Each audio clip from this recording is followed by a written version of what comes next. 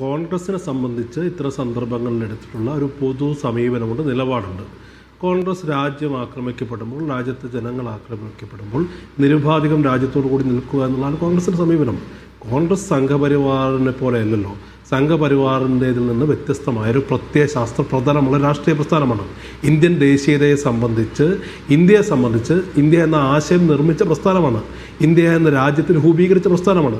സംഘപരിവാറിനെ സംബന്ധിച്ച് അത്തരം സവിശേഷമായൊരു ബാധ്യതയുമില്ല. അപ്പോൾ എല്ലാ കാലത്തും കോൺഗ്രസ് എടുത്തൊരു സമീപനം എന്ന് പറയുന്നത് നമുക്ക് നേരെയുള്ള ആക്രമണങ്ങളെ ഒറ്റക്കെട്ടായി നിന്ന് പ്രതിരോധിക്കുക എന്നുള്ളതാണ്. അതിനകത്ത് അധികാരത്തിൻ്റെ ഭാഗമാണോ അല്ലെങ്കിൽ പ്രതിപക്ഷമാണോ എന്നുള്ളതൊന്നും കോൺഗ്രസിൻ്റെ സമീപനങ്ങളിൽ മാറ്റം വരുത്തുന്നില്ല. പക്ഷേ സംഘപരിവാറിനെ സംബന്ധിച്ച് എന്താ, മുൻകാലങ്ങളിൽ കോൺഗ്രസ് ഭരിക്കുന്ന സമയങ്ങളിൽ ഇത്തരം ആക്രമണങ്ങൾ ഉണ്ടായ സന്ദർഭങ്ങളിലൊക്കെ കോൺഗ്രസിനെ കോർണർ ചെയ്തുകൊണ്ട് അതിതീവ്ര ദേശീയതയുടെ വക്താക്കളാക്കി രംഗപ്രവേശനം ചെയ്ത ആളുകളാണ്.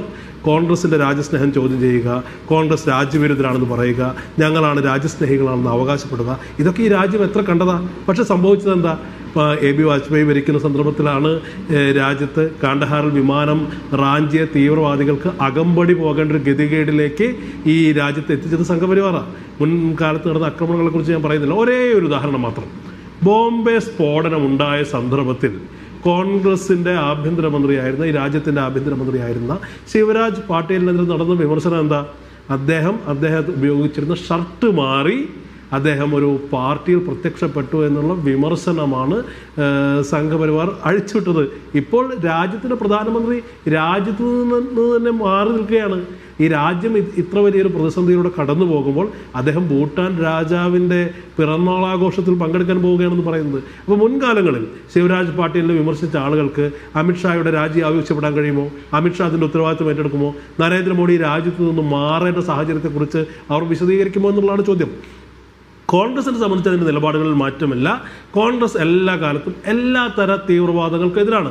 അത് മതത്തിനെ അടിസ്ഥാനപ്പെടുത്തിയാകട്ടെ, വംശീയതയെ അടിസ്ഥാനപ്പെടുത്തിയാകട്ടെ, എല്ലാ തരം തീവ്രവാദങ്ങൾക്കുമെതിരെ കൃത്യമായ നിലപാട് സ്വീകരിച്ചിട്ടുള്ള പ്രസ്ഥാനമാണ്. എന്ന് മാത്രമല്ല, ഇന്ത്യയുടെ ചരിത്രത്തിൽ മാത്രമല്ല, ലോക ചരിത്രത്തിൽ തന്നെ 2 പ്രധാനമന്ത്രിമാരെ ഈ തീവ്രവാദ പ്രവർത്തനത്തിൻ്റെ ബലിയാടായി നഷ്ടപ്പെടേണ്ടി വന്ന ഒരേ ഒരു രാഷ്ട്രീയ പാർട്ടി എന്ന് പറയുന്നത് ഇന്ത്യൻ നാഷണൽ കോൺഗ്രസ്സാണ്. ആ ഒരു ബാധ്യതയോ ആ ഒരു അവകാശവാദമോ വേറൊരു രാഷ്ട്രീയ പാർട്ടിക്ക് അവകാശപ്പെടാൻ കഴിയില്ല. അപ്പോൾ ഞങ്ങളെ സംബന്ധിച്ച് ഞങ്ങളുടെ രാജ്യസ്നേഹം, ഞങ്ങളുടെ ഈ രാജ്യ താല്പര്യമൊന്നും സംഘപരിവാറിന് മുന്നിൽ ബോധിപ്പിക്കേണ്ട കാര്യമില്ല. സംഘപരിവാറിൽ നിന്ന് രാജ്യസ്നേഹത്തിൻ്റെ സർട്ടിഫിക്കറ്റ് കൈപ്പറ്റേണ്ട ബാധ്യത രാഹുൽ ഗാന്ധി തുടങ്ങി ഈ രാജ്യത്തെ ഏറ്റവും സാധാരണക്കാരായ കോൺഗ്രസ് പ്രവർത്തകർക്ക് പോലുമില്ല. പക്ഷേ സംഘപരിവാറിനെ സംബന്ധിച്ച് ഈ കാര്യങ്ങളിൽ വിശദീകരണം ആവശ്യപ്പെടുന്നുണ്ട്. കാരണം മുൻകാലങ്ങളിൽ അവരെടുത്ത നിലപാടും അധികാരത്തിലെടുക്കുന്ന നിലപാടും അവരെ സംബന്ധിച്ച് അതിനകത്ത് വലിയ വൈരുദ്ധ്യമുണ്ട്. എല്ലാ കാലത്തും രാജ്യസ്നേഹത്തിൻ്റെ, ദേശസ്നേഹത്തിൻ്റെ മൊത്ത വ്യാപാരികളാണെന്ന് അവകാശപ്പെടുകയും പക്ഷേ ഇത്തരം സന്ദർഭങ്ങളിൽ വിശദീകരണം നൽകാൻ കഴിയാത്തത്ര ദുർബലരായിരിക്കുകയും ചെയ്യുക എന്നുള്ളത് ആദ്യമായി സംഭവിക്കുന്നതല്ല. രാജ്യം അവരിൽ നിന്ന് വിശദീകരണം ആവശ്യപ്പെടുന്നുണ്ട്. നമ്മളെ സംബന്ധിച്ച് നമ്മൾ രാജ്യത്തിൻ്റെ കൂടെ നിൽക്കുന്നു, ഗവൺമെൻറ്റിൻ്റെ കൂടെ നിൽക്കുന്നു. അതിൻ്റെ അർത്ഥം പ്രധാനമന്ത്രിയുടെ അല്ലെങ്കിൽ ആഭ്യന്തരമന്ത്രിയുടെ പിടിപ്പുകേടുകളെ കണ്ണടച്ച് അനുകൂലിക്കുക എന്നല്ല. ഈ രാജ്യം സംഘപരിവാർ ഭരണകൂടത്തിൽ നിന്ന് വിശദീകരണം ആവശ്യപ്പെടുന്ന ഒരു സന്ദർഭമാണ്.